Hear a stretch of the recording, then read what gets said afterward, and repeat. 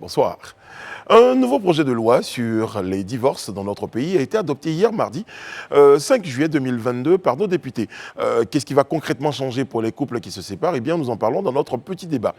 Et ce soir, il sera question d'alliance. Si on parle de divorce, cette fois, c'est une alliance nouvelle pour la redynamisation des services des impôts.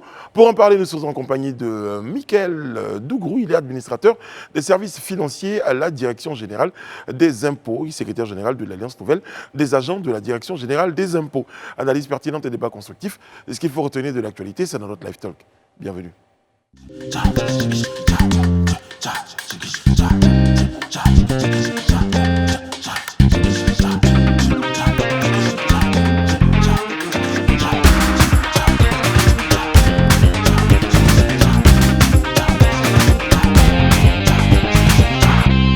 Oyez, oyez, ça se termine un peu vers la fin. On est très heureux d'être en votre compagnie comme tous les soirs.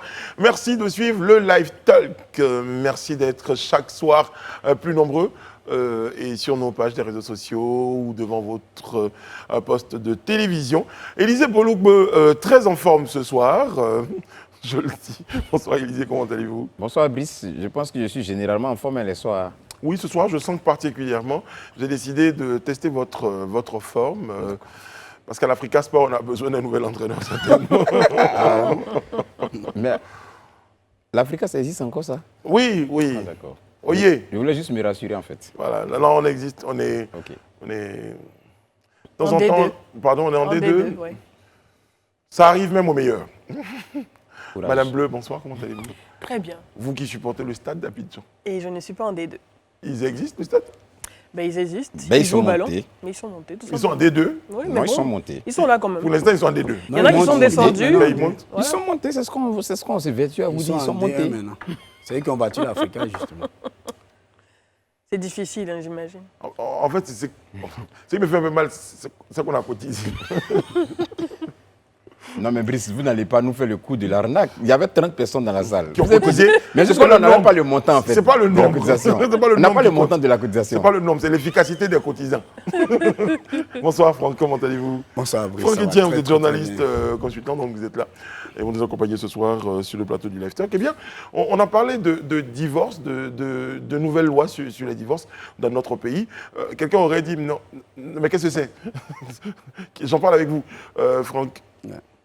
Oui, c'est vrai que depuis un moment, les députés ivoiriens ont réfléchi donc, sur une nouvelle mouture, je vais dire sur quelques modifications donc, à apporter à la loi sur le divorce et aussi la séparation donc, de corps. En réalité, c'est une loi, la dernière modification a été faite en 1998. En décembre, le 23 décembre 1980. Voilà. Et la première était en 1983. Donc, c'est une loi qui date quand même. Du Et 7 quand on octobre sait- 1964. Absolument. Et donc, Il fallait quand la on- dépoussiérer. Oui. il fallait la dépoussiérer, vu que ces temps-ci, les statistiques montrent que pour 2021 seulement, il y a eu 2300 cas de divorce. Demande de divorce, dont plus de 1500 ont 90 ont été été prononcés. prononcés et 717 encore qui restent encore Été rejetés. dans les bacs. Donc, visiblement, le législateur s'est rendu compte qu'il y a quelques amalgames qui étaient faits. Il y a aussi une question au niveau des délais aussi. Voilà, des délais qu'il fallait raccourcir. Il y a un certain nombre de problèmes sociaux donc, qui se posent dans les couples et qu'il fallait véritablement revoir cette loi-là pour faciliter. Parce que, en gros, cette loi facilite quand même la procédure, facilite un peu un certain nombre de choses. C'est vrai qu'on ne peut pas dire par derrière en même temps que c'est une loi qui encourage le divorce, non du tout, mais au moins qui facilite.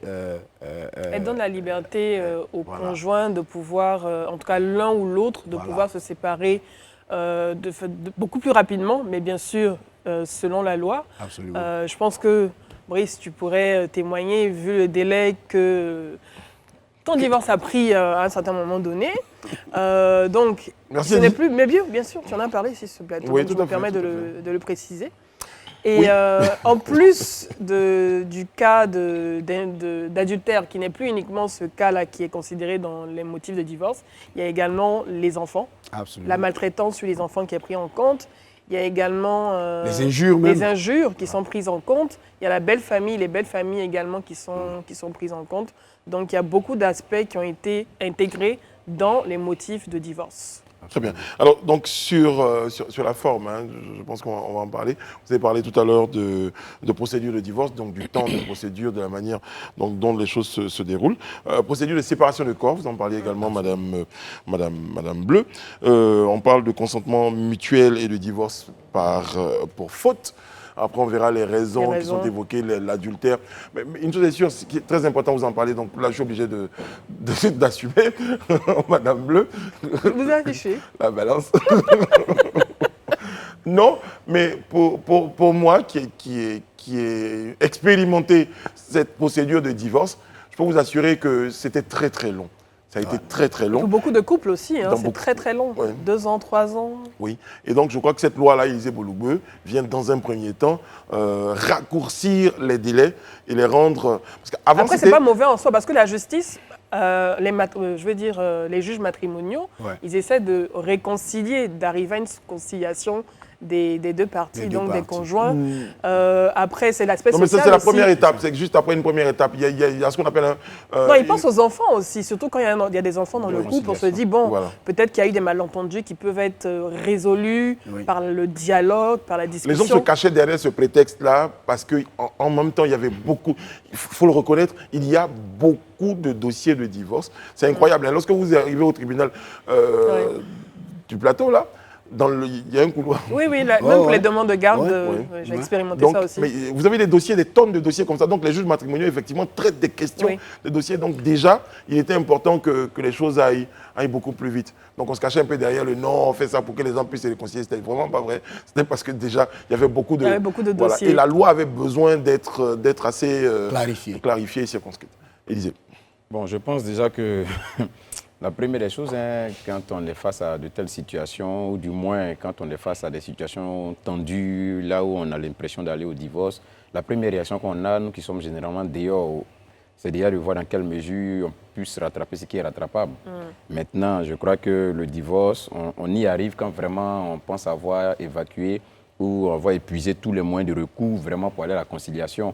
Et on est obligé de prononcer le divorce. C'est toujours pas de gaieté de cœur, je suppose. En tout cas, pour des occasions où j'ai eu quand même à rencontrer des gens qui étaient dans cette procédure, c'était vraiment pas de gaieté du cœur. C'est vrai qu'aujourd'hui, la loi essaie de réduire la souffrance un peu des uns et des autres. Parce que, bon, vous savez, quand on est dans le projet de divorce, il y a beaucoup de choses en fait qui rentrent dans le dico. Parce que, généralement, quand on se marie sur un certain nombre de communautés, soit de biens, soit de trucs. Mais l'important, il disait, quand vous parlez de procédure de divorce et de séparation de corps. Voilà, de divorce et de séparation de corps. Parce que quand on se marie sur des régimes. Et tout ça, ça a des implications. Donc après, quand on arrive au stade du divorce, il y a toutes ces choses-là qu'il faut régler. Sinon, ça continue d'empiéter. Déjà, ça joue sur la vie professionnelle, ça peut jouer sur les activités même économiques, ça peut jouer même sur le fonctionnement de la famille. Donc, vraiment, c'est des souffrances.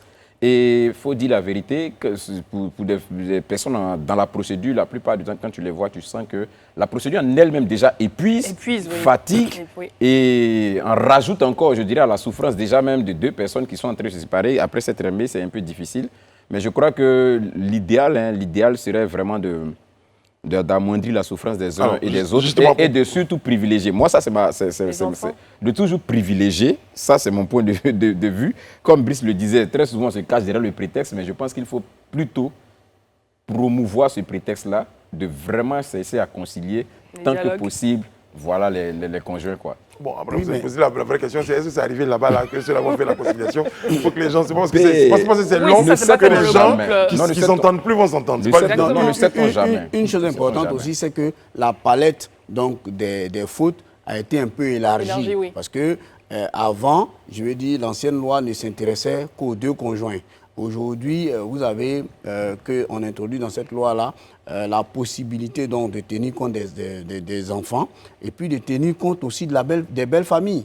Voilà, parce que, quoi qu'on dise, sur un plan purement social, de plus en plus les choses ont évolué dans un sens qui est un peu dangereux, sur une pente un peu dangereuse. C'est-à-dire qu'aujourd'hui, on se marie sans trop tenir compte de nos familles. Voilà, on se marie sans trop tenir compte de nos familles. Je ne parle pas de... Quand tu dis tenir compte, de quoi tu veux parler? Quand tu dis tenir compte de voilà, nos familles. je parle pas de la cérémonie de mariage, je ne parle pas de tout ça, mais on se met en couple déjà.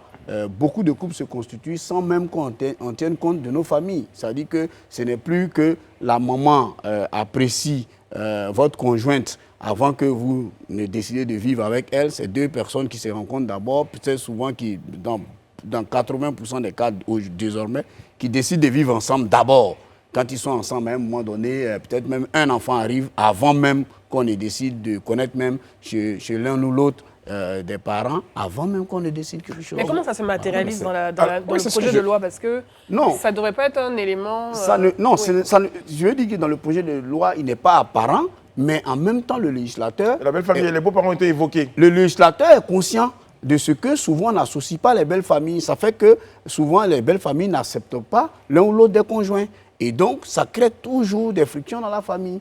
Voilà, ça crée toujours... Moi, je connais des personnes aujourd'hui qui prétextent de ce que ma mère, comme ma mère ne semble pas tout aimer, et séparons-nous. Alors que le gars, il lui a fait peut-être un ou deux enfants avant. Voilà un peu. Donc, le législateur est obligé de tenir compte de ça. Dans son projet de loi. Voilà. Non, je peux réagir? Allez-y, allez-y. Voilà, allez-y. donc je crois que sur l'aspect en fait de la belle famille, c'est certainement dans le cas où généralement, quand un foyer est constitué, on a très souvent assisté à l'émission de certains membres de la belle famille au point où vraiment ça rendait délétère les relations entre les conjoints.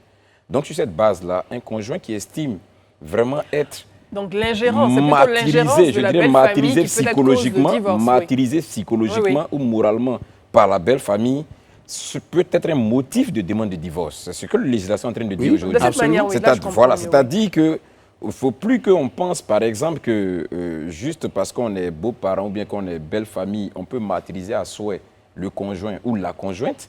Aujourd'hui, la loi te dit que si tu te comportes de cette manière, le conjoint qui se sent martyrisé a cette possibilité-là de prendre ça comme un argumentaire de demande de divorce. C'est ce que je disais, c'est l'implication dans cette palette qui est plus élargie. Voilà, la palette est plus élargie. Aussi, concernant les enfants, par exemple, la maltraitance infantile. Parce que généralement, avant, quand on partait, ou du moins quand les uns et les autres partaient pour les motifs, généralement pour le divorce, c'était des actions, je dirais, de part et d'autre, en fait. C'est-à-dire, un agit, l'autre constate, par exemple, que l'autre a fait un cas d'adultère et tout ça. On dit, non, moi, je vais pour... Mais aujourd'hui, le conjoint peut dire, il estime que les enfants ne subissent pas le traitement qu'il faut de la part de l'autre conjoint.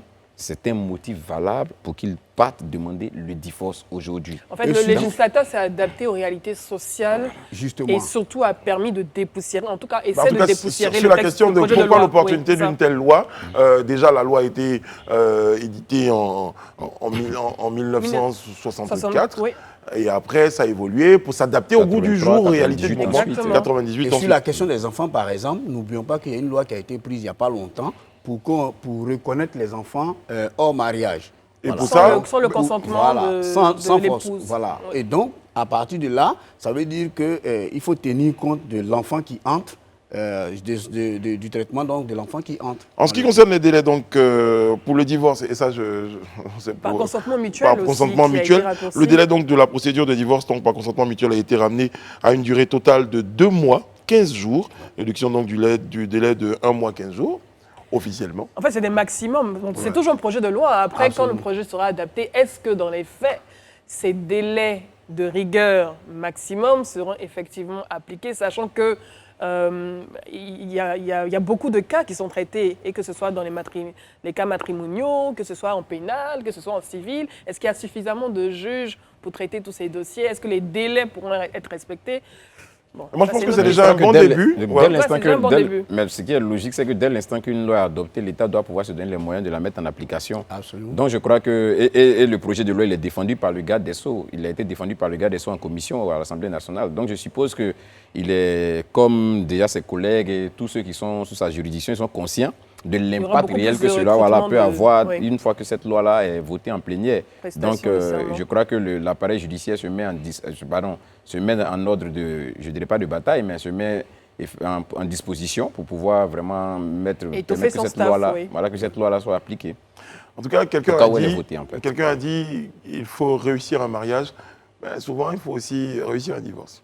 C'est très important, Ouais. surtout pour les enfants et puis surtout pour la suite de... Déjà, Ouais. pour moi, ma conclusion, c'est que le divorce doit être vraiment le dernier recours, en fait. C'est-à-dire, franchement, tant que c'est possible, même s'il y a une petite lueur qu'on peut exploiter, il faut qu'on l'exploite. Il faut que ce soit vraiment le dernier recours. Mais il faut Moi, tenir compte du bien-être des moi, je veux conjoints, dire- parce que Alors, si on ne se Moi, sent plus faites-moi à l'aise dans parler la à relation, Franck. Moi, je Permettez à dis les Franck de choses. parler, lui qui a Faut été pouvoir obligé de parler présenter, dans le- qui a été obligé de présenter sa femme à sa maman pour savoir si Non. elle lui plaît. Mais justement, non, mais justement, moi je dis, c'est ce qu'on ne fait pas aujourd'hui. Non, c'est clair. En c'est fait, tu y clair. tiens vraiment. Non, en fait. j'y tiens. Non, Vous mais savez, moi, j'ai Madame Bleu que les- je Après, enfin, Madame après, Bleu, après, c'est vrai que c'est mariages- des réalités non, sociales, les mais mariages ça de- évolue. Les mariages de nos parents ont duré parce que c'était d'abord la famille qu'on mettait, Mais est-ce qu'ils qu'on étaient forcément privilégiait. heureux? Aujourd'hui, non. Est-ce je qu'ils vous étaient dis, forcément heureux? Est-ce que c'est aujourd'hui- pas juste le visage qu'on C'est là qu'il y a le montrait débat, en fait. dans ces Voilà. relations? C'est ça. Parce qu'on dit le mariage de nos parents ont duré, mais est-ce que finalement c'était le bonheur total? Non, Est-ce que c'est- ça non, fonctionnait? c'est pas une question Est-ce de qu'il n'y avait bonheur. pas un qui Non. profitait plus que l'autre? Non, Bon. non, Alors, ce n'est allez-y, pas une terminez question. votre Comment on apprécie le bonheur? En réalité, c'est cela. Aujourd'hui, les gens se marient, dit-on, par amour. Mais c'est là le piège, en fait. Quoi dit-on? Oui, le piège, c'est de se marier par une amour. C'est légende. logique, en fait. On doit se Oui, marier. oui, Mais laissez Franck terminer. Mais Laissez je Franck vous dis, terminer. le Franck, piège, c'est de allez-y. se marier par amour. Ah bon? C'est ça que le piège. On se marie, mais en tenant compte, en ayant à l'esprit que le mariage, c'est un contrat. Et que dans un contrat, quand on s'engage, chacun est tenu de respecter sa part. Je ne marie pas Brice parce que j'aime Brice. Je dois marier Brice. Non, je prends C'est l'exemple. le bon exemple. S'il vous plaît, voilà, et voilà, juste en face, voilà. Alors, je ne Juste marie en face, tirer les voilà. drapeaux. Non, Edith, je ne marie pas Edith. Voilà, on va rester comme ça. Non, je ne marie pas Edith. Bon, Ils ont levé le drapeau. Madame Bleu. Ils ont levé Non, le drapeau. sincèrement, je vais vous dire que ce qui nous trompe, ce qui trompe beaucoup les gens, c'est de se marier par amour. Parce que l'amour. Vraiment, je il y a- m'interroge. J'ai bien. Oui. Terminé, L'amour, terminé. il y a des hauts et des bas. Ok. Donc, pour surmonter ces hauts et ces bas-là, il faut considérer le mariage comme un contrat. C'est-à-dire que dans le contrat, il y a des obligations et il y a comment on appelle ça, des droits. Oui. Donc, quel que soit ce qui arrive, qu'est-ce que je suis obligé de faire vis-à-vis de mon conjoint? Voilà la question qu'on doit se poser. On ne dit pas est-ce que je l'aime ou je l'aime Oui, plus. on parle d'un travail d'équipe, mais bien sûr, Voilà. l'amour, On dit sous-tend pas tout je ça. l'aime. Non, l'amour ne fait pas ça. Justement, parce que l'amour, dès que ça diminue, aujourd'hui, les gens veulent se séparer automatiquement. Non, mais- Dès qu'il y a une question d'adultère, les gens veulent se séparer. Alors, mais mais- si c'est sur la base d'un contrat, c'est sûr Alors, qu'on Franck, va réfléchir. Franck, par comme je des vous ai fois. en face de moi, donc quand vous avez Moi, j'ai rencontré posé une votre chère épouse, vous êtes marié, vous lui avez dit certainement, Et qu'on signe. Non. on y va pour le contrat Non. ou pour l'amour? Non, c'est quand je la rencontre et que je pars avec elle, je pars avec elle par amour. Mais quand je décide de l'épouser, c'est des choses. Je prends un bic avec une feuille et puis je dis telle partie me plaît, telle chose me plaît, telle chose me plaît, Et c'est telle ce que chose vous avez me fait plaît. effectivement avec elle a nous. Non, je vais dire Ok, ouais. de C'est une façon. image. Bon, en fait, c'est une image. C'est pas un c'est cas une image. précis. Donc, voilà, donc telle chose me plaît, telle chose me plaît. Quand tu seras dans mon foyer, voici ce qu'il faut faire, voici ce qu'il faut faire, voici ce que moi aussi je suis prêt à faire, Voilà le contrat. très bien. On se met d'accord, comme un travail On d'équipe. se met d'accord. À partir de là, on fait tout pour ne pas rompre nos engagements. D'accord. Et ça, c'est d'ailleurs pour rejoindre l'avis de M. Élisée Boulougbe, C'est le dernier recours, qui est le vraiment. divorce, qui est le dernier Voilà. recours. Et ce qu'on souhaite effectivement, c'est que l'amour ou le contrat, en fait, c'est d'être ensemble. Mais vous êtes ensemble plutôt que séparés. C'est très important. Voilà, Et surtout c'est quand ça. il y a des enfants qui sont dans la relation. Voilà. Parce qu'on ne sait jamais. Après, ça donne des idées à Franck. Non, Brice, c'est vrai que je t'aime, mais en même temps. Voilà, mais pas à ce point. Notre lu vu entendu, c'est pour la suite. Et justement, notre lu vu entendu du jour nous vient de la une du quotidien L'Inter, avec cette déclaration depuis Paris de Pascal Affi-N'Guessan. On dit politique nationale depuis Paris. Affi formel, il faut que Soro rentre d'exil. Ouattara, Bédié et Gbagbo ne seront pas candidats. Tiens. Non, moi j'ai peur. En fait, et je vais dire j'ai peur parce que j'ai peur que peut-être le journal ait mal retranscrit Oui. les propos d'Affi. Parce que c'est trop sentencieux. Voilà, il faut que Soro rentre d'exil. Bon, après, Bédié, Ouattara et Gbagbo ne seront pas candidats. Je veux dire, c'est des affirmations. Oui, c'est comme une injonction. Voilà, c'est des injonctions, ces affirmations trop graves. Parce qu'il y a la loi qui existe. Voilà, pour Bédié, Ouattara et Gbagbo, il y a la loi qui existe, il y a la Constitution qui existe. Est-ce que la Constitution leur permet d'être candidat ou pas? Et moi, j'ai toujours dit que la démocratie s'en fout de nos sentiments. La démocratie, c'est le respect stricto sensu de la loi, un point, un trait. Et on passe à autre chose. Donc, AFI ne peut pas regarder la constitution de Côte d'Ivoire et dire de façon unilatérale comme cela que Bédié Ouattara et Gbagbo ne seront pas candidats. Donc moi, je me dis que peut-être que pour AFI, j'imagine connaître un peu, pour avoir pratiqué un peu le journalisme politique, moi, je pense qu'il n'a pas pu dire ça comme cela. Ensuite, il faut que Soro rentre. Mais quand on regarde dans le discours retranscrit, vers la fin, il dit, quand je serai élu, oui, je vais rentrer Soro. Donc, vous comprenez que c'est le titre est un peu racoleur, vous trouvez? Oui, Voilà. le titre est racoleur, parce que, comme tu le dis, en tout cas dans les explications, dans ce qu'il a dit, revenant à Guillaume Soro, le candidat malheureux de 2015 a promis de le faire rentrer au pays dès son élection à la magistrature suprême, Voilà. si en temps le leader du GPS n'était pas de retour en Côte d'Ivoire. Ouais. Le titre racoleur. Après, c'est vrai, il faut vendre, mais bon, il ne faut pas biaiser les lecteurs, en fait. Élisée, dans la première partie, il faut que Soro rentre. Non, moi je pense que c'est l'expression d'un souhait. Moi je vois ça plutôt comme l'expression d'un souhait, pas une injonction. Je pense quand même que M. Afin Guessan, qui est quand même un rompu de la politique, de la scène politique ivoirienne, c'est qu'à l'état actuel des choses, dans le contexte actuel, il ne peut même pas faire d'injonction au régime en place pour dire faites ceci. Non, je ne pense pas. C'est plutôt l'expression d'un souhait. Peut-être tel que écrit ici, comme ça peut susciter toutes sortes d'interprétations, mais je crois plutôt que c'est l'expression d'un souhait. Et j'en veux pour preuve, comme ce qu'a dit mes prédécesseurs, c'est que dans la fin de son discours, il dit qu'il espère que quand il sera élu, Soro va rentrer. Donc c'est l'expression vraiment d'un souhait. Maintenant, sur la question de Ouattara, Bédié, Gbagbo ne seront pas candidats, je crois que toujours il est dans cette même dynamique-là. Il est vraiment dans cette même dynamique, tout comme une partie des Ivoiriens qui souhaiteraient vraiment que nos trois leaders puissent quitter la scène politique, en tout cas ne puissent pas briguer la prochaine mandature présidentielle. Je crois que tout comme certains de nos concitoyens ivoiriens, lui aussi, espèrent que vraiment les trois sauront trouver le mécanisme qu'il faut, mais vraiment pour se retirer de la scène. Peut-être lui un peu plus que la partie des Ivoiriens dont vous parlez, d'autant plus que ça l'arrangerait bien d'ailleurs que ces trois-là ne soient pas là. Oui, mais c'est aussi une possibilité. On espère que cet après-midi, le porte-parole du gouvernement a annoncé la rencontre entre les trois grands le 14 juillet prochain. Peut-être qu'ils ont On espère que c'est le début. On ne sait pas, on suppute, on est en train de supputer, mais on espère que ça sera peut-être probablement l'un des points qui va tourner dans les discussions. Mais peu importe, moi je dis peu importe, si on reste en l'état actuel, que la Constitution reste comme elle est, c'est vrai, ils peuvent être candidats et autres, tout ça, mais c'est le droit de M. Afin Guessan d'estimer que vraiment il souhaite que les trois ne soient pas candidats, c'est son droit le plus absolu. En tout cas, il se fait le point de jonction.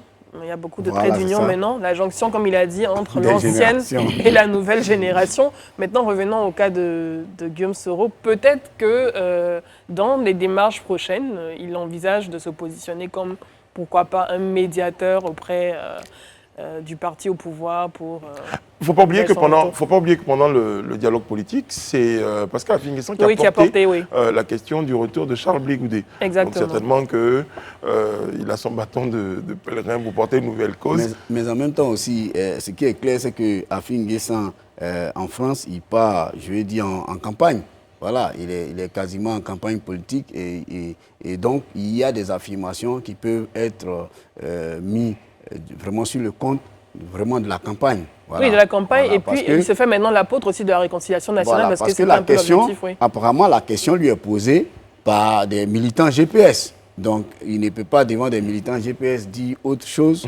Voilà, donc, tu penses qu'il s'intéresse aux voix des militants GPS? Mais bien sûr, il faut grappiller les voix un peu partout. Mais bon, moi, je voulais revenir un peu sur la rencontre des trois grands.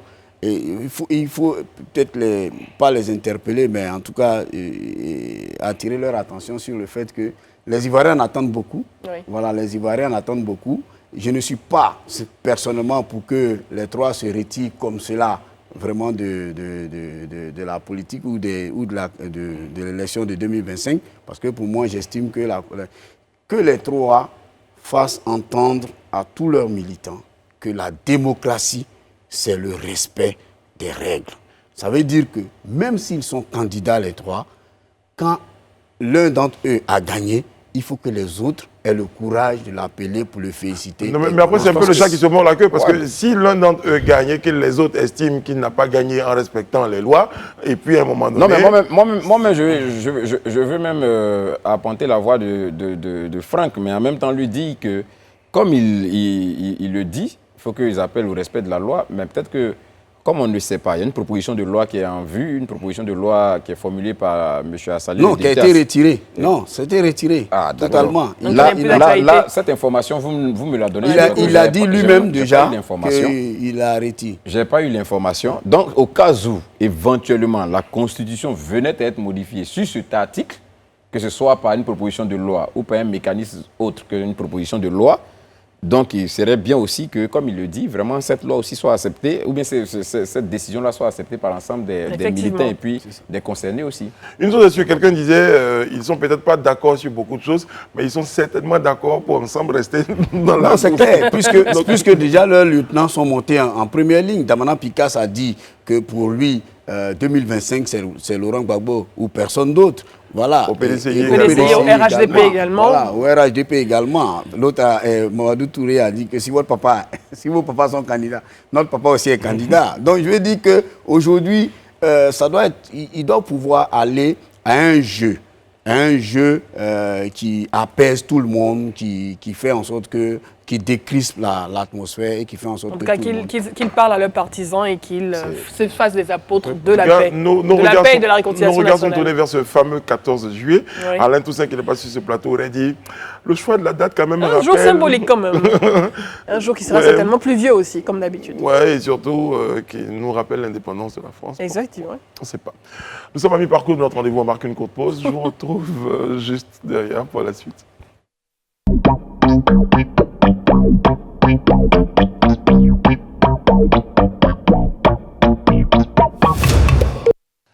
Le Live Talk se poursuit sur Live TV. Merci d'être toujours en notre compagnie. C'est l'heure pour nous de recevoir notre invité. Et ce soir, nous sommes en compagnie de monsieur Michael Dougrou, administrateur des services financiers à la Direction Générale des Impôts, secrétaire général de l'Alliance Nouvelle des Agents de la Direction Générale des Impôts. Justement, cette Alliance Nouvelle des Agents de la Direction Générale des Impôts est le dernier né des syndicats des impôts. Il en existe 6. C'est ça? Oui, nous sommes le 7e syndicat. Vous êtes le 7e syndicat. Bonsoir, comment allez-vous? Je vais très bien. La première question, qu'est-ce qui motive la création d'un 7e syndicat? Ce qui motive la création d'un 7e syndicat, c'est la vision que nous allons apporter. C'est notre motivation, c'est nos objectifs. Nous avons décidé de créer en fait l'Alliance Nouvelle des Agents de la Direction Générale des Impôts pour faire de la DGI la meilleure administration de Côte d'Ivoire en l'espace d'un quinquennat, de faire un hub d'humanisme et de démocratie et de vertu sociale à l'intérieur de la Direction Générale des Impôts et de prévoir en fait un ensemble de projets socio-économiques pour permettre aux syndiqués, aux agents des impôts. Est-ce que vous êtes en train de nous dire officiellement que les 6 qui étaient là ne l'ont pas fait ou ne le font pas bien, ou les 6 ne permettent pas à la DGI d'atteindre ses objectifs? Parce que vous voulez en faire une meilleure administration. Est-ce que jusque-là, vous estimez qu'elle n'est pas encore meilleure? Ceux qui étaient là ont fait au mieux du mieux en fait. Mais nous, on veut faire mieux que ce qu'ils ont eu à faire. D'accord. Alors, on va s'intéresser. Oui, Franck, je dis, c'est pour la première fois que j'entends qu'un syndicat veut vraiment améliorer donc, le service. Pourtant, le syndicat il est plus orienté vers les travailleurs, le personnel. Ok, cette appréciation, en fait, c'est l'ancienne vision en fait, de la lutte syndicale. Aujourd'hui, nous, dans le système de gestion syndicale, nous partons d'un constat. Nous analysons la situation, nous faisons des recommandations et le cas échéant, nous faisons des propositions financières si le besoin est. C'est comme un enfant d'un certain âge qui vient dire à son papa, papa j'ai faim. Mais quand tu as faim, tu proposes en fait des solutions. Papa j'ai faim, je veux manger ceci, je veux manger cela, ou on pourrait faire ci, on pourrait faire ça en fait. Donc on propose, en plus de constater des situations, je vais dire désagréables ou bien des faits, on propose en fait des solutions pour faciliter la tâche à notre hiérarchie. Alors, l'opinion publique a constaté en 2021 et aussi en 2022 beaucoup de mouvements d'humeur au sein des services des impôts, donc de vos services. Qu'est-ce qui fâche les agents des impôts et quels sont vos points de revendication à l'heure actuelle? Le principal, c'est vrai, il y a eu beaucoup de mouvements à l'intérieur de la Direction Générale des Impôts et c'est bien que vous le souleviez. Les agents des impôts ont un seul point majeur de revendication en fait, que nous on va agrémenter avec un autre point, c'est le profil de carrière. À la Direction Générale des Impôts, il y a un profil de carrière qui n'est pas appliqué correctement et ça fâche. Vous arrivez à la direction générale des impôts, vous avez un certain nombre d'années, normalement vous devez évoluer selon un canevas précis. Mais le profil n'est pas appliqué correctement. C'est ce qui fâche les agents. Donc, pas de problème de salaire, mais c'est juste un dysfonctionnement. Ça veut dire que c'est un dysfonctionnement structurel ou bien c'est un dysfonctionnement organisationnel? Je vais répondre à la question déjà. C'est pas qu'il n'y a pas de problème de moyens financiers, il n'y a pas de problème d'argent. Parce que ce qu'on entend, c'est que les salaires, vous êtes bien payés au niveau des impôts en général. Vous avez des primes. Des primes surtout. Bon, Déjà, vous aurez l'occasion de revenir sur cette question. Revenez déjà sur le premier point. Donc, le problème majeur, en fait, c'est le problème du profil de carrière. Dans toutes les organisations, dans toutes les administrations, et je suis convaincu qu'à Live TV, il y a toujours des problèmes de revendication salariale. On souhaiterait avoir mieux. Mais nous, on veut avoir un profil de carrière pour être plus motivé, pour être plus épanoui. Vous avez un aîné, par exemple, d'un certain âge qui occupe un poste de sous-directeur. Ce serait un peu désagréable que quelqu'un qui est cadet 2 fois plus que lui devienne son directeur. Ça passe un peu mal. Mais même s'il est plus compétent? Non, le profil de carrière définit normalement les conditions en fait, de promotion, d'évolution. Il tient compte de tous ces paramètres-là. Et c'est ce qu'on souhaite être appliqué pour que les choses se fassent de façon Sinon le profil de carrière existe actuellement. Il existe, mais il n'est c'est pas dans appliqué l'application qu'il y a un souci. problème. Et en ce moment, les patrons disent quoi, ceux qui doivent appliquer? Les patrons sont en train de mettre tous les bouchées doubles pour qu'ils soient appliqués. Il y a un premier profil qui est sorti. Il y a quelques analyses de recommandations qui ont été faites sur certains points. C'est en train d'être corrigé. Ça va rentrer en vigueur bientôt et tout le monde sera content. Moi, je suis intéressé par quelque chose. Excuse-moi, Brice. Moi, je suis très intéressé. Les agents des impôts sont généralement commis à la fiscalité, c'est-à-dire à collecter nos impôts. Et aujourd'hui, dans l'opinion publique, ce n'est pas forcément ceux-là qui jouissent d'une bonne équité ou d'une certaine probité dans l'opinion publique. Certains sont taxés vraiment d'être des corrompus, et je pèse bien mes mots, d'être vraiment des corrompus. Aujourd'hui, vous, en tant que syndicaliste, est-ce que vous pensez que les citoyens ont le droit de penser effectivement qu'une bonne partie quand même de ces agents-là ne font pas le travail? Et puis, qu'est-ce que vous faites concrètement pour que, effectivement, la mission qui vous est assignée soit faite comme il se doit? D'accord, merci déjà pour la question. Les problèmes de corruption, de mauvaise moralité, tout ça sont des problèmes qui sont inhérents en fait à la vie de toute société. Donc vous reconnaissez que ça existe chez vous? Non, en fait. je vais finir. C'est vrai que là où on manipule plus d'argent, c'est clair que le regard est plus présent. C'est clair qu'il y a des opinions, que ce qu'on fasse ou pas, il y a des opinions, les gens pensent effectivement que ça se fait comme ci, ça se fait comme ça. C'est tout à fait légitime de le penser parce que nous manipulons des devises financières. Et dans tous les pays du monde, quand on pense fiscalité, quand on pense impôt, juste à côté, il ne faut pas qu'on se le cache, très souvent les gens mettent en avant le facteur corruption. Nous, à notre niveau, on part en tournée bientôt, 15 villes, 200 CDI que nous allons sillonner, analyser les besoins des agents et sensibiliser surtout à éviter les actes de prévarication. À éviter vraiment les actes de prévarication. Je ne peux pas être quelqu'un qui va dire que ça n'existe pas. Ça pourrait exister, ça existe des fois, il y a des cas, mais il faut veiller à ce que ça ne se répète pas. Et vous êtes un bon canal pour permettre de sensibiliser en fait, à la lutte contre la corruption. Il faut parler aux personnes. Vous savez, il y a des fonctions qui sont appliquées lorsque vous tombez au sein de la direction générale des impôts, il y a un conseil de discipline qui statue de façon régulière sur des cas et qui continue, qui sensibilise. Il y a même un programme où toutes les directions régionales des impôts de Côte d'Ivoire, les directions centrales seront sillonnées pour sensibiliser les agents à la lutte contre la corruption. C'est vraiment une gangrène pour notre pays. À la DGI, dans tous les secteurs, il faut vraiment veiller à cela. Alors, il y a le ministère de la bonne gouvernance qui est installé, qui œuvre à la matière. Donc, nous encourageons ce genre d'action. Alors, pour venir à la création de votre syndicat, moi, quand je vous écoute, je trouve que vous êtes très brillant. Vous avez de belles idées. Alors, je me suis dit, mais avec ces belles idées, est-ce que vous ne pouviez pas renforcer un tout petit peu les capacités des 6 autres qui existaient, le besoin de créer un autre syndicat? Est-ce que finalement, ça ne viendrait pas un tout petit peu disperser, diluer les actions qui sont menées?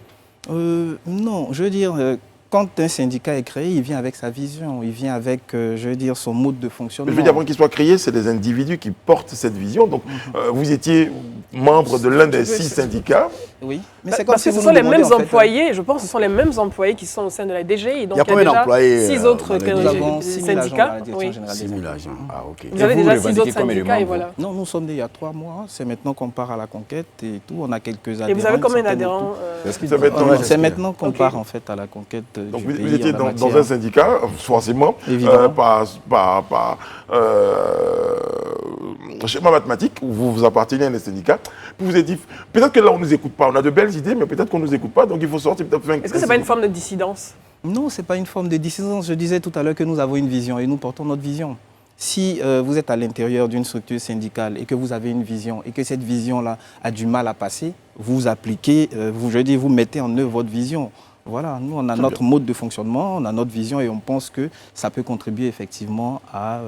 Aujourd'hui, si vous avez une proposition, je vais dire de façon concrète, pour que, comme vous avez dit, pour que tous les dysfonctionnements au niveau de la DGI soient corrigés, je vais dire, identifiez-nous, si c'est possible, un dysfonctionnement qui vous semble pertinent et puis quelle est la solution. Au-delà du profil de carrière. Voilà, au-delà du profil Alors, de au-delà du carrière. profil de carrière, la vision de notre syndicat, déjà, c'est un statut pour les agents des impôts. Un statut assez particulier qui va leur donner un certain nombre d'avantages, un certain nombre qui va renforcer en fait leurs conditions de travail par des tests précis, pour renforcer en fait le profil de carrière qui est là. Parce que vous appliquez un profil de carrière, c'est basé déjà sur un effectif, sur des modalités de fonctionnement et tout, mais à côté, il faut qu'il y ait un statut qui renforce en fait le profil. Et c'est pour ça que nous allons aller sillonner tout le pays, recenser les besoins, qu'est-ce que vous voulez qu'on mette dans le statut, comment vous voulez que ça fonctionne et tout, pour qu'on puisse, je veux dire... Non, pourquoi un statut particulier il y a? Quel est le problème? Et vous êtes des fonctionnaires, non? Quel est le problème qui fait qu'il faut qu'au niveau des impôts, il y ait un statut particulier? Le statut particulier, en fait, je veux dire, à la fonction publique, n'est pas, je dis, une invention nouvelle pour les agents des impôts. Il y a le statut particulier du corps diplomatique, du corps préfectoral, du corps des magistrats, du corps des huissiers. Chaque corporation, à l'intérieur de son fonctionnement, a ses réalités. Donc, ils adaptent, en fait, en fonction des tests qui pourront leur permettre d'être épanouis. Moi, je suis intéressé par quelque chose parce que je pense que quand même, le syndicaliste, c'est celui-là qui œuvre au mieux-être de ses syndiqués, de son groupe. Mais aujourd'hui, honnêtement, c'est-à-dire vous êtes devant nous, qu'est-ce que vous comptez faire pour rehausser, je dirais en quelque sorte, la performance professionnelle des agents des impôts? Parce qu'il est très persuadé qu'au niveau de la performance des agents des impôts, il y a des choses à revoir. Il y a beaucoup à revoir. Au niveau de la performance, je veux dire, des agents des impôts, déjà, je pense que ce qu'il faut faire, c'est de renforcer les capacités des agents des impôts sur certains plans. Déjà, il y a la direction des ressources humaines de la formation qui a été instituée. Elle va entamer, je dis, un processus de formation générale pour tous les agents des impôts. Parce que quand vous sortez de l'École nationale d'administration, vous avez un background, vous avez un niveau, vous arrivez et vous évoluez. Mais au fur et à mesure de l'évolution de la société, je veux dire, il y a de nouvelles réalités qui apparaissent. Aujourd'hui, nous sommes à l'heure du digital. Ce n'est pas tous ceux qui ont été formés à l'École nationale d'administration qui ont vécu l'ère du digital. Donc, il y a une nouvelle réalité à laquelle on doit pouvoir s'adapter et pouvoir adapter une fiscalité à ce secteur-là. Donc, c'est de renforcer les capacités des agents pour que, au niveau de l'éthique, au niveau de la morale, au niveau des compétences, ils soient plus performants. Mais ce qui serait plus intéressant pour générer plus de recettes, c'est d'élargir le centre d'application professionnelle de la DGI. Aujourd'hui, on a 17 directions régionales. D'accord? On a du moins 24 directions régionales, 116 centres des impôts. Mais le découpage administratif de la Côte d'Ivoire, c'est 41 directions, 31 régions. Donc on peut pousser en fait à 31. Ça va permettre de bien mailler le territoire national et puis on va pouvoir engranger plus de recettes. Il y a des secteurs par exemple qui sont sous-fiscalisés. Secteur des transports, on est autour de 17%. Secteur, je veux dire, du numérique, là même on essaie de trouver des formules parce qu'il y a plein de transactions qui se font, mais il faut pouvoir capter ces ressources-là. Donc, comme il le disait tout à l'heure, il faut renforcer les capacités de nos agents pour qu'ils puissent être adaptés en fait aux nouvelles réalités, je veux dire, au niveau de la tête sociale. Et à propos de réalité, à propos de niveau, il y a aussi le niveau du matériel. Oui. Parce que c'est vrai qu'on peut ouvrir des directions des impôts, mais si à l'intérieur la connexion tombe régulièrement. Justement, ça fait plaisir. Je suis heureux que vous abordiez la question. Je pense qu'à la Direction générale des impôts, il faut mettre un plan Marshall. Il faut nous donner les moyens véritables pour aller rechercher les recettes. Je donne un exemple. En 2010, on était autour de 2000 agents. On réalisait 2000 milliards. Aujourd'hui, on est autour de 6000 agents. On réalise 3500 milliards. Il y a un problème. Parce qu'avant, un agent, quelle que soit sa catégorie, pouvait produire 1 million. Avec 6000, normalement, on devait pouvoir faire la même chose. Donc, il nous faut des moyens. Aujourd'hui, par exemple, depuis 2-3 jours, la connexion Internet fait défaut. Il faut qu'on nous mette une connexion Internet satellitaire parce qu'aujourd'hui, si vous faites 2 jours sans connexion, sans matériel adéquat, les gens payent en ligne. Donc, on a un déficit de recettes, en fait.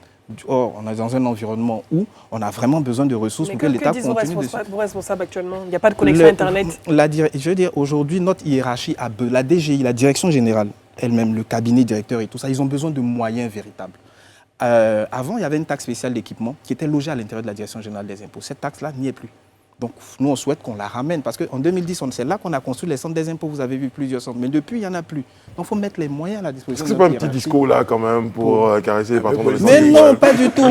Je l'ai dit tout à l'heure, j'ai cité qu'il n'y a pas de profil de carrière, la chaîne hiérarchique ne fonctionne pas bien. Quand c'est bon, il faut avoir le courage de dire que c'est bon. Quand c'est pas bon, il faut avoir le courage de le dire que c'est pas bon. C'est pour ça qu'on fait du syndicalisme. Monsieur Dougourou, on vous garde quelques secondes, on marque une courte pause, on se retrouve tout à l'heure pour la suite. Merci.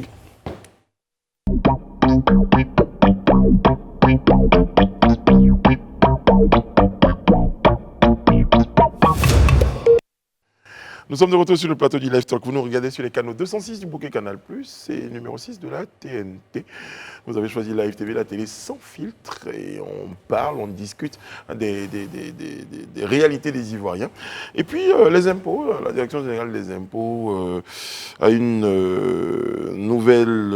nouveau syndicat, donc elle s'appelle l'Alliance Nouvelle... Vous me direz comment ça s'appelle? L'Alliance Nouvelle des agents de la Direction générale des impôts. Très très bien représenté ce soir par monsieur Michael Dougourou, administrateur des services financiers à la Direction générale des impôts. Vous êtes secrétaire général de l'Alliance Nouvelle.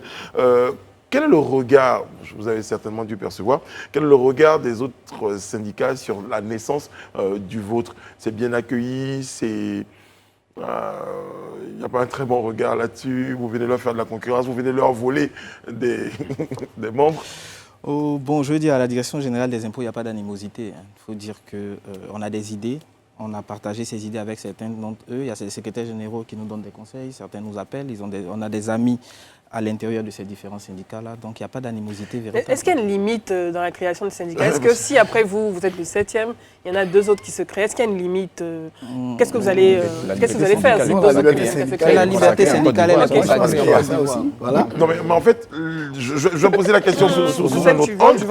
Est-ce qu'aujourd'hui, vous avez envisagé, par exemple, il existe cette liberté syndicale-là, mais avoir une forme d'unification, de coalition, si vous pouvez? Oui, au sein de la Direction générale des impôts. Au sein de la Direction générale des impôts, il existe déjà une fédération des syndicats, c'est-à-dire un ensemble de syndicats qui se sont mis ensemble. Nous, on n'est pas d'accord avec le terme fédération, on veut plutôt un terme union syndicale, de sorte à ce que chaque parti en fait, soit autonome dans son dispositif et on partage en fait certaines situations, certains points de vue. Mais quand vous êtes en fédération, ça limite un peu le champ d'application parce que celui qui dirige justement est le maître en fait. Donc voici un peu... Sinon, on n'est pas opposé en fait à l'union, on n'est pas opposé à ça. Non, ok, moi je voudrais revenir un peu sur votre secteur d'activité, c'est-à-dire l'impôt. Aujourd'hui, les entreprises en fait se plaignent du fait qu'elles sont pressées fiscalement parlant et que l'assiette fiscale n'est pas élargie, alors qu'il faudrait peut-être élargir cette assiette fiscale-là pour que la pression soit moindre.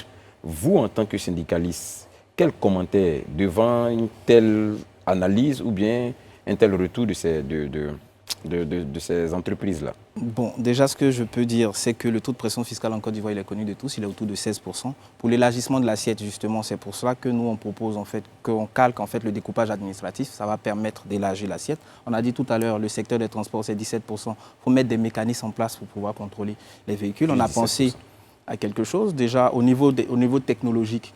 Il y a des dispositifs qui existent où on peut capter la plaque d'immatriculation du véhicule, d'accord, à partir des différentes caméras que nous avons.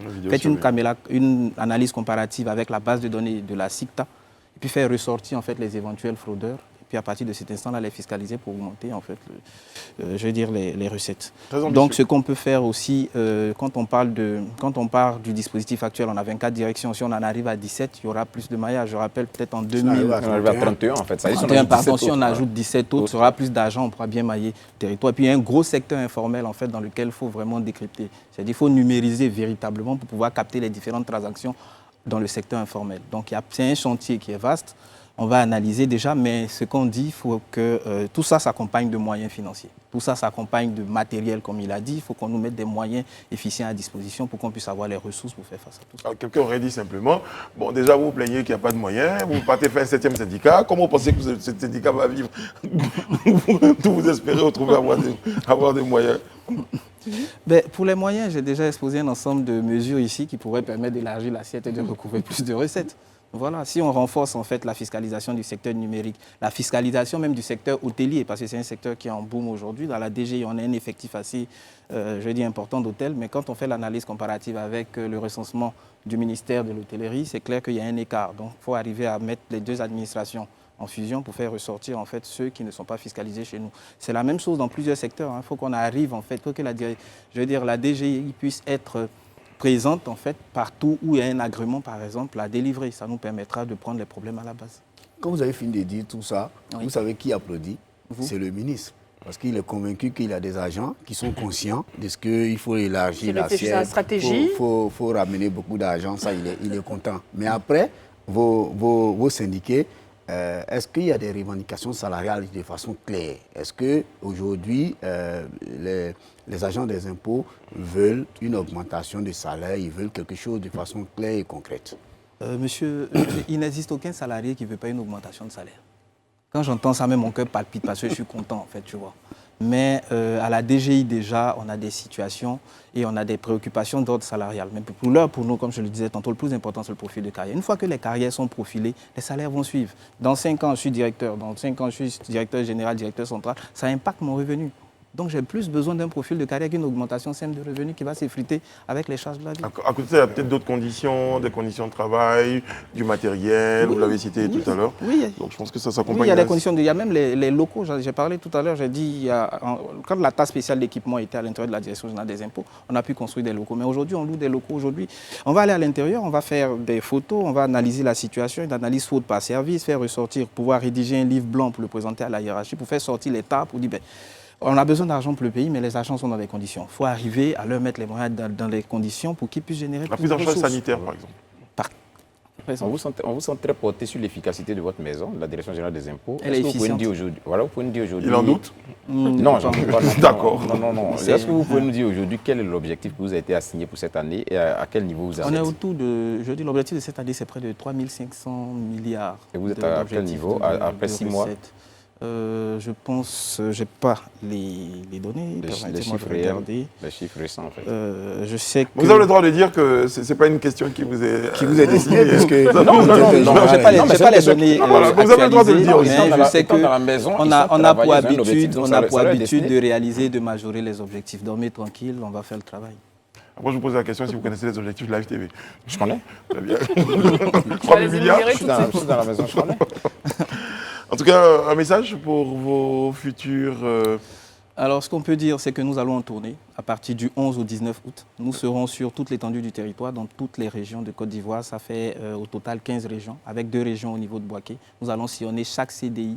Alors, on leur demande de nous réserver le meilleur accueil. On sera là-bas 2-3 jours pour pouvoir faire le tour en fait, de tous les services. C'est 45 jours de tournée. Donc, on demande qu'ils soient présents, qu'ils répondent aux questionnaires qu'on va mettre, parce qu'on aura besoin de données tangibles pour pouvoir rédiger en fait, le livre blanc. Pendant que vous faites en tournée, qui est-ce qui prend votre place? Qu'est-ce Non, qui on fait ne le prend travail pas ma derrière vous? place. Il y a une équipe qui reste. Tout le monde ne va pas aller en tournée. On ne va pas vider la DG. Ah, ok, d'accord. C'est important de le préciser. L'efficacité. Vu qu'on a parlé de mon divorce sur ce plateau, Je t'ai j'aurai affiché. l'occasion également de parler de mes questions fiscales.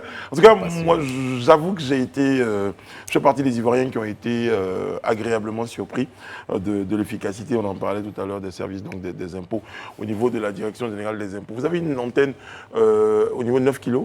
Oui. Voilà, donc j'ai été bien accueilli par messieurs Diplo et son équipe. Donc je tenais déjà à le relever, contrairement à d'autres qui ont peut-être eu des expériences plus difficiles sur ce plateau. C'est une pression fiscale. là. Brise pas du tout. Non, on salue le travail qui est abattu par la Direction générale des impôts. Hein. Comme il le disait depuis quelques années, ils ont toujours majoré l'outil qu'on leur a donné. C'est une très bonne chose. Et je crois que, comme lui-même l'a si bien expliqué, leur rôle, ce n'est pas de venir en affront à la direction, mais c'est de créer des conditions pour un meilleur épanouissement des agents. Félicitations. Oui, est-ce que vous pensez, on termine là-dessus, est-ce que vous pensez aujourd'hui que le regard du citoyen a changé sur l'agent des impôts? Parce que quand on voit, il arrive encore. En fait, je dis, Non, personne, c'est trop difficile. Même dans les administrations civilisées, et tout, quand vous avez un contrôle fiscal, vous détestez. Bien sûr. C'est clair, il va venir vous soutirer des sous. Mais le regard s'est nettement amélioré par rapport à ce qui se passait. Et on veut que ça s'améliore. En plus, avoir l'opinion publique avec nous, ça va nous faciliter le travail. Très bien. En tout cas, vous étiez sur ce plateau, nous avez l'air très sympa. Merci. Merci beaucoup, Monsieur Decourou. Je rappelle que vous êtes secrétaire général de l'Alliance nouvelle des agents de la Direction générale des impôts. Vous étiez ce soir sur notre plateau pour nous parler justement de la naissance, de l'évolution et des actions de cette nouvelle alliance, ce nouveau syndicat, le 7e, je le précise, au niveau de la Direction générale des impôts. 7 chiffres de la perfection. Certainement que Madame Bleu a décidé pour un 8e syndicat. Ou un 9e. Un 9e. Merci beaucoup à tous. Merci à toutes nos équipes techniques et éditoriales qui se joignent à moi pour vous souhaiter une bonne fin de programme. Nous sommes mercredi aujourd'hui. Demain, vous avez rendez-vous pour Face à la Côte d'Ivoire. Vendredi, c'est Connie et ses girls qui seront sur ce plateau et nous vous donnons rendez-vous lundi pour un autre numéro du Live Talk. On se rend dans la semaine des vacances, là, quand même. On va commencer à se rapprocher des vacances. Sans l'air marin. Quelqu'un aurait fait...